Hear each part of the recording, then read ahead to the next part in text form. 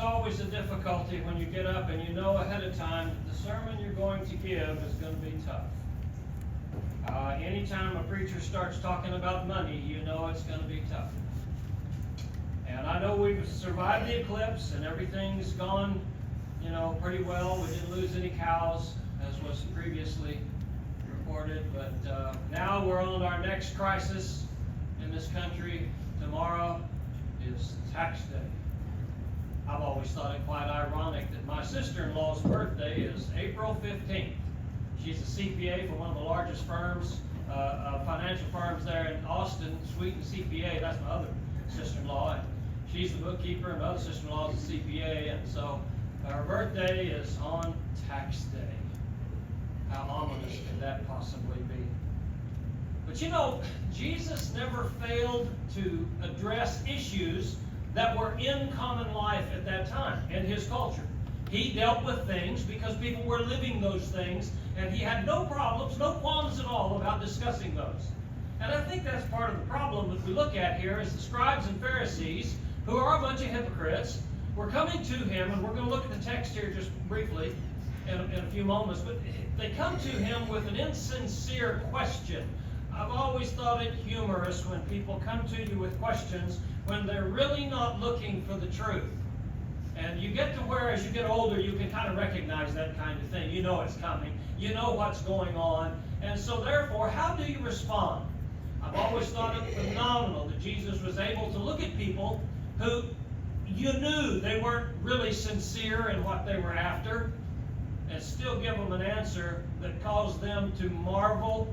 And Matthew, in his account, there's three accounts, Matthew, Mark, and Luke. And Matthew said they just shut their mouth and walked away. I think that is phenomenal that Jesus continued to teach them the truth in spite and regardless of the current notion of how things ought to be done. What might have been a trap was very seriously not a trap for Jesus, but it certainly was for those who approached him. Jesus did not incite rioting. He did not decide that we need to go and revolt. He didn't decide that we should have social upheaval because of unjust collections of taxes. He did not do any of those. As a matter of fact, in Matthew 5:41, he said that when a soldier compelled you to go with him a mile, you go with him two. Jesus took a very different viewpoint of government than what a lot of people do today. And I find it ironic, my speaking during this era, during the time that we live in right now today, because I have in earlier years in my preaching used this scenario here and made the contrast of, how popular government is for us today. Because everybody just loves what's going on in our government, right? No. And yet I would point out that not everyone has always lived in government situations that were all just great and wonderful and all that in a bag of chips. And so therefore you look at the Romans and what they were dealing with. They were tax collectors, and they were collecting taxes so that the Jewish leadership at that time could pay off the Romans so that they could kind of run their own affairs and enrich themselves and fill their own pockets. So how much worse could that get? I mean, that couldn't possibly be as bad as it is today. And I used to use the illustration, what would it be like if our leaders were gathering our taxes and giving it away to China? Can't use that much anymore. That's sometimes what happens today. But you know what? It's not been the case that everyone that's ever lived under the banner of Christianity has had a government they were all thrilled with and appreciated the fact that the government taxed them. And obviously, if we were all to throw our vote in, cast our vote, we would all agree, probably one of the few things we may all agree on, the government charges us too much. I thought one time to ask a crowd where I was talking about this particular context in the Bible class, raise your hand if you think the government needs to charge us more taxes. And one jerk raised his hand. So I don't even do that anymore because there's somebody will do that. But normally we could be unified in the fact that no, our government charges us way too much. But I think what bothers us most is that they use the finances in an inappropriate and wrong way. For years they were using our tax dollars to kill babies. Now they're promoting an agenda of perversion. And they're legalizing and trying to tax drug use and all kinds of stuff. I understand the frustration that goes into our government not spending our tax money right. But I want to point out that Jesus lived in a time that was worse than what we're dealing with. And he was willing to deal with the idea of money and where it belongs and how that money relates to our government under which we give our allegiance. And so this morning I want to look at this text. And I want to bring out several lessons, some associated directly with that theme and some that are just kind of rabbits I'm going to chase through the pasture because I think they're well worth mentioning in the context. But the first thing I would note is that these men who were questioning Jesus were sent. This is not a happenstance, having been in the audience where Jesus is speaking and you have a sincere question about something. No, quite the contrary. These men were sent to him. As a matter of fact, it's ironic in verse 14, being sent to them, they said, "Now, teacher, we know." So they had some cognizance of who Jesus was and what he was teaching. And then further down, we understand too that he's teaching these things and Jesus knew their hypocrisy. Okay? Jesus understood that they were not there with sincere motives. So these people were sent to catch Jesus to try to make him look bad. And here's one of the indicators, by the way, when you know a little red flag should go up in your mind when these kinds of conditions exist, when somebody asks you a question. I don't know how often you have studied Bible with someone trying to convert them to Christ, but sometimes you get those belligerent folk who's really not there to listen to what God says. They want to personalize it, make you think this and I think that, and you ought to accept what I think and I'll accept what you think. And that's not what study of the Bible is about. And so they try to personalize it, and so in doing so, they try to flatter you. And by the way, verse 14 is nothing but one big soupy dish full of flattery. Not a thing of it did they believe that they said. The first thing they started off with is teacher. You know, they tried to give him a title and try to elevate him. You know, we've quoted Matthew 23:9 on multiple occasions about how we ought not to call anyone father upon the earth, for what is our Father in heaven? Have you ever read verse 8? The one right before it? Don't call anybody teacher. Don't. And it's not that we don't have teachers, just like we have fathers. I got a daddy, or I have a daddy. Okay?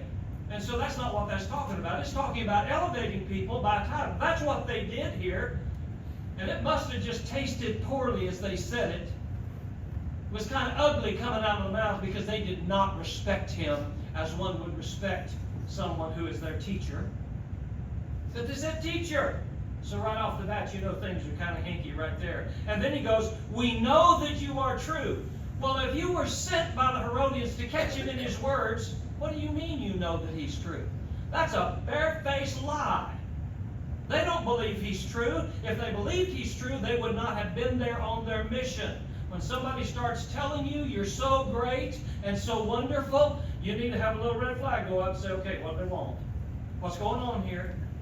You know, I have a habit, and it's just funny, and people take it as the joke it's supposed to be, but I'll walk in to places that I visit, like the Focus Care and the hospital down here, Hamilton Hospital, and several places in town. I've gone into the Jordan drugstore several times. They kind of know me there now, because I'll walk in and tell them, "You're doing a fine job." And I've discovered that people are so lacking in encouragement, I think they just immediately say, "Thank you, I appreciate that," without ever questioning, what do you know about my job? Have you ever thought about that? You know, I mean, when it comes right down to it, I don't know what they do. I don't know what they are doing. I don't even know whether it's a good job or not. But when I come in and say, "You're doing a fine job," people are starved for a pat on the back, some recognition, some kind of uplifting exhortation to make them feel better during the day. And they just automatically say, "Thank you." And you know what? That's why flattery works. Because sometimes we're so starved for somebody to pat us on the back, tell us, "You did a good job." Not that that's wrong. We need to do that to each other. The Bible teaches we should encourage each other. But we ought not to flatter people and lie about it and say things that are so... In fact, I had a lady ask me this one time. She came and I said, "You look astonishing. You just look wonderful today." She said, "You saw me yesterday. Did I look horrible or what?" Well, that's not what I meant. But the whole point being is we need encouragement. But you don't have to flatter to encourage. This was corny here. Oh, we know you're true. In fact is, they point out a positive, but they state it in a negative way. And care about no one, and that didn't mean he doesn't care. It's a colloquialism in the Greek there. It's just talking about you don't have respect for people. You tell the poor man and the rich man. You tell whomever it is, you know, the man or the woman, doesn't matter. You tell the truth all the time. Well, what they're telling him is, you're doing what we don't like you to do because we want you to respect our leadership and put us on a platform and think we're somebody special, and you're not doing that. As a matter of fact, you're going all over the country teaching people the truth that we don't hold and we don't practice. Can you imagine in Matthew 23 being told in front of everybody what they say, do, but what they do, don't do? I can't think of a bigger slap in the face to call somebody out and say, yeah, you preach this, but you sure don't live it. That's not who you are. Yeah, you're telling us what God's law says. That's what Jesus said in Matthew 23. In the very beginning, he prefaced his scalding rebuke of the Pharisees and the religious leaders of that day. You say this, but you sure don't do it. I don't know how you can slap a fellow harder than that. But he tells them in the fourth one, he says, but you teach the way of God in truth. Well, if he teaches the way of God in truth, why are you there? Trying to catch him in his words. This was so false in the presentation. This was so wrong in the way it was approached.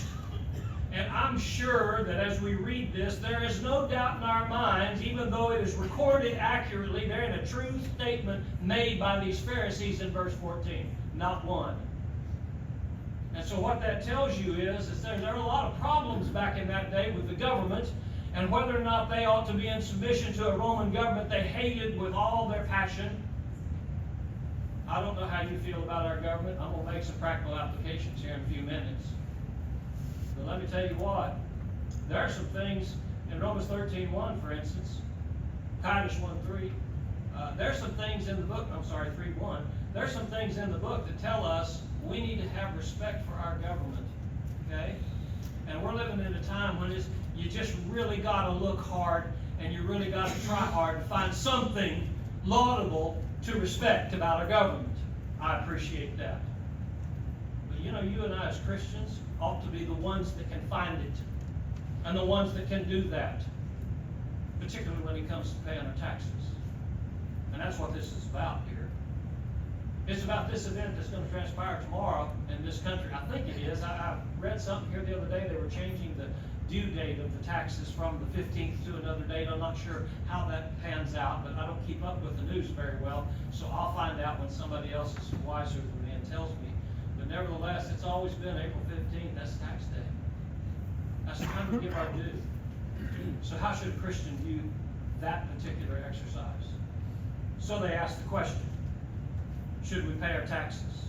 Is it lawful to pay taxes to Caesar or not? Jesus' answer was predicated upon the way they had come to have approached him. Okay? Because when he says, you know, should pay or pay not, he said they're hypocrites, and he says, why are you testing me? He is letting them know, I know what your purpose is and why you're coming to me with this question. But even at that, knowing why you're doing this, and this is something that's phenomenal, and this is something we ought to practice as Christians, even when somebody is vindictive, malicious, bitter towards God or the church or yourself, you owe them an honest, truthful response as to what God said. We all too often, I think, take things personal. We decide, oh, they're just hammering us, and I'm going to hammer them back. Or I'm just going to ignore them. If they're going to hammer me, I'm just going to walk away and ignore them. The Bible does not teach that. It tells us to be patient. There comes a time when you don't cast your pearls before swine. But the love for a soul mandates that we go after those people with a dedication, a diligence that is like nothing else, because somebody's soul in Hades or hell for eternity is at stake here. And so we just don't quit and don't give up. And Jesus did not give up. He chose this opportunity to go ahead and respond to people that he knew were hypocritical and would not be open to the truth. And he still responded to them. We have an obligation to the preciousness of people's souls to do that very thing. And so he gives them an illustration. And this is where, if anything in my preaching career, this one is my greatest lacking. I would encourage any kind of support or encouragement in this regard. I don't illustrate well in my sermons. I have struggles with that, probably because of a traumatic experience that I had when I first started preaching. And I tell this with great shame. Nothing to be proud of. I was trying to illustrate a point about trusting the preacher and not the book.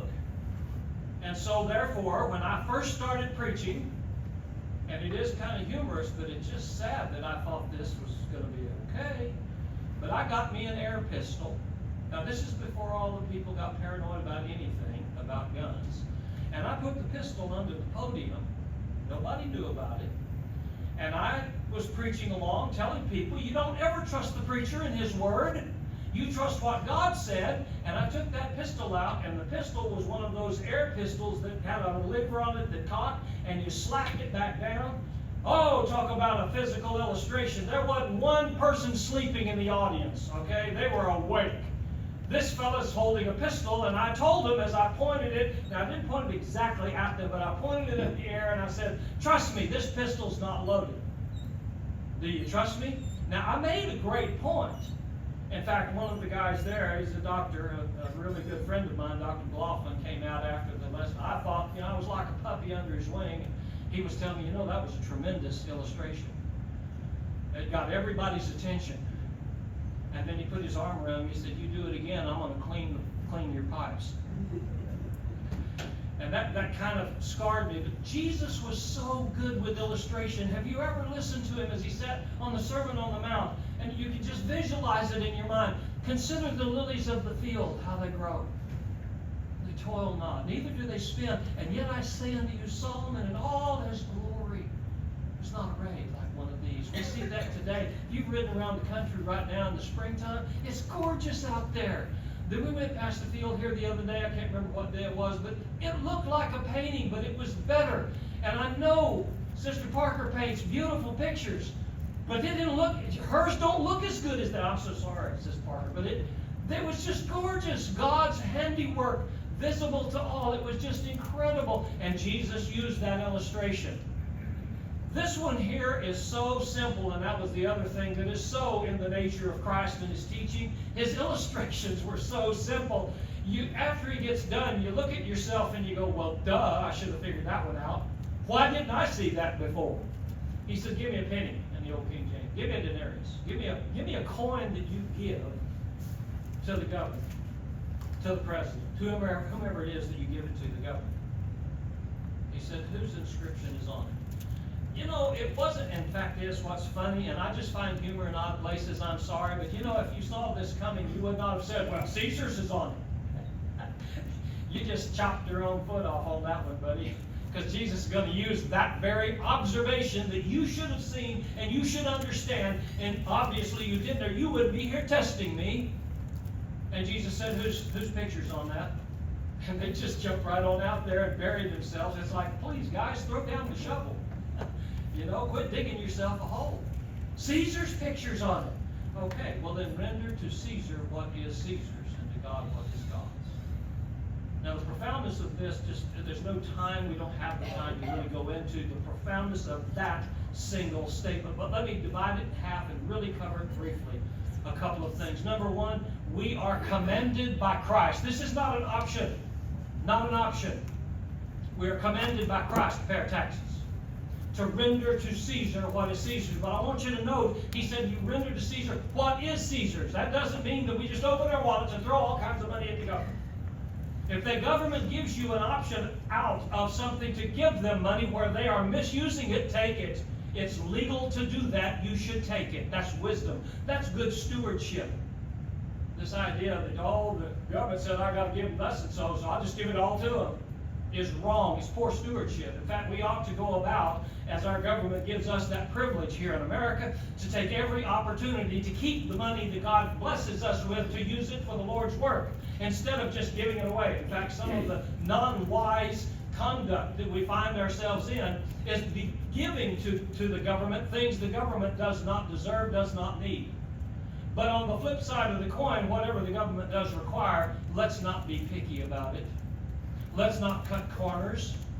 Let's not find excuses or rationalizations where we don't have to do that. As a matter of fact, it's interesting that most civil disobedience that is practiced by Old Testament characters and examples takes into account several things. Number one, civil disobedience does not have to do with how somebody else is living their life. I don't have a right to go loot a store just because I'm not happy about something. I have no right to damage someone else because I don't like the way things are. That's not authorized by God.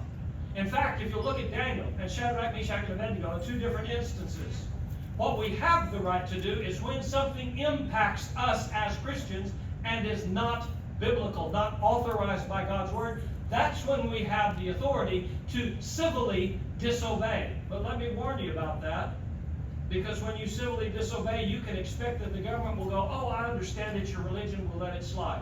Well, maybe they do that for the Muslims these days, but they sure don't do it for Christians. So when you do decide to civilly disobey, because something has been mandated that is unauthorized, you can expect the government to come down on you with both feet. And both Daniel and his buddies, Shadrach, Meshach, and Abednego, all had that very thing happen. Just understand that when Caesar says, you owe me this, we owe it. And other than the fact that it's unscriptural, non-biblical, we have no right to say, no, it's not. I may not like it that they take a percentage of my salary. But that doesn't change the fact that God said, through his Son Jesus Christ, you render to Caesar what's Caesar's. But the more important section of this is that last part. You render to God what's God's. You know, we have been gifted, and I really appreciate the fact that Jimmy mentioned in his class, there's tons and tons. Get your concordance out. I challenge you, dare you. And find out how many times in the Bible money is mentioned. And how we are to respond with it, and for it, and utilizing it, and not allowing it to control us. It's amazing how many times the Bible speaks of our money. And why more preachers don't preach on it, I don't know. I am this morning. And we need to give to God what is God's. I'm amazed sometimes at churches who will spend tons and tons of money on things that have never been spoken of one time in the book. I'm just curious about that. Where is the authority? You know, I hear people say, oh, we're a people of the book. Really? If you are a people of the book, where is that in the Bible where it says, yeah, that's what you throw all your money into? Where is that? I don't find it. And what I do, because I'm a man of the book, and I assume so are you, so you'll receive this as it is intended. If we're going to be people of the book, where is our authority to do with what we have? And I'm not talking about just a corporate level in the church, the body of Christ. I'm talking about on an individual level. Where is it you find you are authorized to do what you do with your money that you do?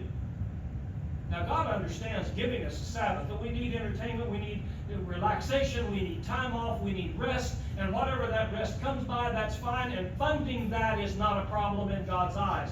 It's not a problem. However, if, as Rome who fell because of bread and circuses, that entertainment takes over the majority of our life, and you look at how we live, how so many people live today. They live by it. They fawn over Hollywood stars and all the nonsense. It's amazing to me that some goofball that's just an actor can say something politically, and all of a sudden he's an authority. I saw this the other day of people who said, oh, so-and-so gets into office, I'm going to leave the country. They didn't, of course. It was just blustering or lies, depending upon how you look at it. They didn't leave the country. It's a great country. A wonderful country, and God has blessed us with this country. And now the question comes down, how do we respond as Christians? Well, we render to Caesar what's Caesar's, but we render to God what is God.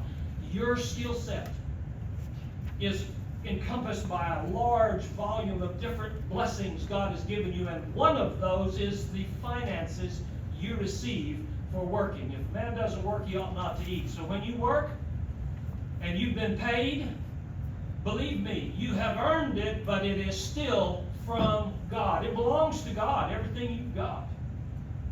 And so therefore we ought to be rendering to God what is God's. We ought to have those conversations with ourselves on occasion, because I find myself, just as maybe you don't, not afflicted with this, but sometimes, you know, wants and needs kind of, there's that gray area in between, you know, where sometimes what I want, I can find reasons I really need. and I really don't need it.